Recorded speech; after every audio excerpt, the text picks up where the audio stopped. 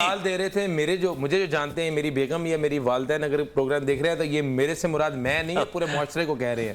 تو میں ڈاکٹر صاحب کے بعد آپ کے پاس آؤں گا. میرا جو سوال ہے نا یہ دونوں کے لیے. یہ جو سوال جس تناظر پہ میں نے پوچھا نا وہ اس لیے پوچھا ہے کہ کئی لوگ ہوتے ہیں ان کا ایک ملک کے اندر بزنس سیٹ اپ ہوتا ہے, گھر ہوتا ہے, جیسے ہم پاکستانی ہیں پاکستان, اور ان کا دوسرے دبئی یا کسی اور ملک کے اندر بھی ایسا ایک سیٹ اپ موجود ہوتا ہے. تو وہ وہاں پہ انہوں نے شادیاں کی ہوتی ہیں, وہ مہینے میں جاتے ہیں 2 ہفتے کے لیے 3 ہفتے کے لیے.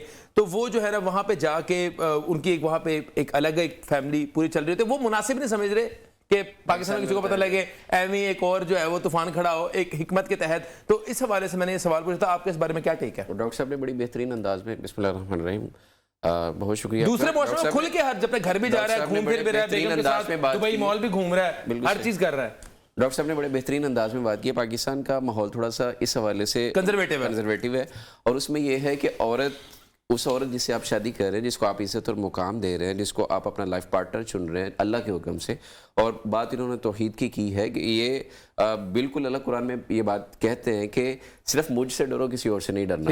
ٹھیک ہے.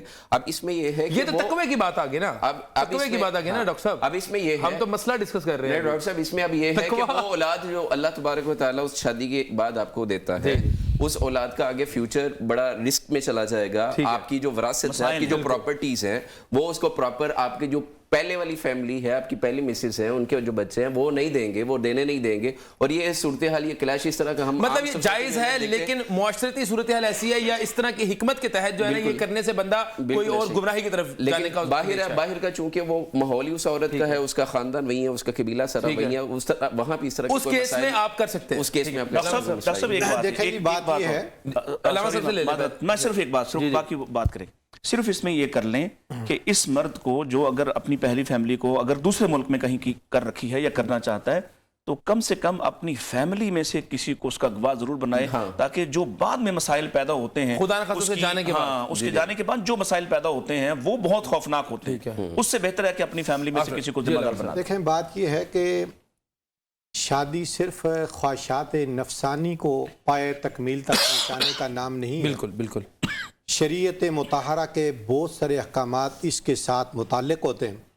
رحمت کائنات علیہ الصلوۃ والسلام کی ذات اقدس کو انسان دیکھے کہ آپ کی جو ازواج مطہرات تھی ان کی 11 کے قریب تعداد تھی, ٹھیک ہے, اور 9 تو بیک وقت آپ صلی اللہ علیہ وسلم کے نکاح میں تھی. آپ صلی اللہ علیہ وسلم نے کبھی چوری چھپے اس کام کو سر انجام نہیں دیا. جتنی بھی شادیاں کی آپ صلی اللہ علیہ وسلم نے پیغام نکاح بھیجا, اور مختلف طبقات کی عورتوں سے آپ صلی اللہ علیہ وسلم کی شادی ہوئی. ایک موقع پہ آپ تشریف لا رہے تھے تو یہ بات پتہ چل گئی, تو سرکار کی زبان سے نکلا اولم ولو بشاتن, ولیمہ کیجئے اگرچہ ایک بکری کیوں نہ تمہیں ذبح کرنا پڑے. اعلان کیجئے. یہ بات جو ہے اس بات کو آشکارا کرتی ہے کہ رحمت کائنات نے چوری چھپے شادی نہیں کی. میں یہ کہہ رہا ہوں چوری چھپے جو بندہ شادی کرے گا اس کو جھوٹ بھی بولنا پڑے گا. بہت جھوٹ بولنا پڑے گا. دوسری, نبی کریم علیہ السلام نے فرمایا کہ جناب آپ جب نکاح کریں تو اس کا اعلان کریں.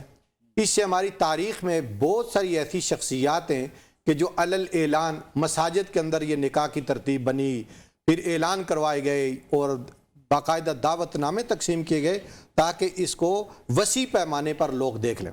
اور جو شادی چھپ کے کی جاتی ہے, حضرات علماء جس طرح فرما رہے ہیں کہ بھائی اس کی بہت ساری قباحتیں ہیں. ہم اس پروگرام کے ذریعے یہ پیغام دینا چاہتے ہیں دنیا بھر کے مسلمانوں کو کہ بھائی حضور کا دین, حضور کی شریعت, اللہ کا قرآن اور نبی کی حدیث یہ معاشرے کو بے راہ روی سے, غلط لائنوں سے بچانا چاہتے ہیں. اور ہم مثال کے طور پر ایک بندہ کاروباری ہے, وہ صبح لاہور میں ہوتا ہے, شام کو امریکہ میں ہوتا ہے, صبح لاہور میں ہوتا ہے, شام کو قطر میں ہوتا ہے, صبح لاہور ہوتا ہے, شام کو دبئی میں ہوتا ہے. اس سے کہ وہ صاحب ثروت ہے, صاحب مال آدمی ہے, لہذا جناب یہ جگہ جگہ پہ شادیاں کرتا پھرتا. اللہ تعالیٰ گھر کو سکون والی ترتیب پر بنانا چاہتے ہیں عورت کے ذریعے. اب ایک عورت جناب امریکہ میں, ایک دبئی میں, ایک قطر میں, ایک سعودیہ میں, اس ترتیب پر گھر کے اندر کھلبلی مچتی ہے, رشتہ داروں کے دل دماغ کے اندر کھلبلی مچتی ہے. اور یہ آدمی جو ہے اس کے بارے میں بھی وَظُنُّ الْمُؤْمِنِينَ خَيْرًا کا جو ارشاد ہے اس پر عمل نہیں بجائے اسی کی شادی رحمت اس کے لیے زحمت بن جائے زحمت بن کریکٹر اسیسینیشن ہو جائے گا نا اس کا اس بات سے بچانا ہے. اور جس طرح قدوسی صاحب نے ذکر فرمایا کہ بھائی اس کے ساتھ باقی جو معاملات ہیں وہ متعلق ہوتے ہیں. میراث کے معاملات اس کے ساتھ متعلق ہیں کہ اس کے جانے کے بعد جو اس کی بقایا جات ہیں اس کی ترتیب کیا ہے. اولاد اللہ اس میں سے بھی دے دے جو چوری چھپے کی ہے، اور جو پہلے والی یہ تو باہمی کلیش پیدا ہو جائے گی، خاندانوں کے اندر لڑائی پیدا ہوگی، بے روی پیدا ہوگی، دشمنیاں پیدا ہوگی. اس لیے ہم نے ان چیزوں سے بچانا ہے اور اس بات کی قطعاً اجازت نہیں دیتے کہ جناب چوری شادی کر لو. کیا بات ہے؟ بھائی یہ کوئی چوری ہے کہ چوری کرنا ہے؟ اللہ نے اعلان کر تو آپ نے پوائنٹ بتایا چوری چھپے شادی نہ کریں تو بہتر ہے. یہ بڑی زیادہ قباحتوں کو جواب دیتے ہیں. ناظرین یہاں پہ وقت ہوا ایک وقفے کا، حاضر ہوتے ہیں وقفے کے بعد.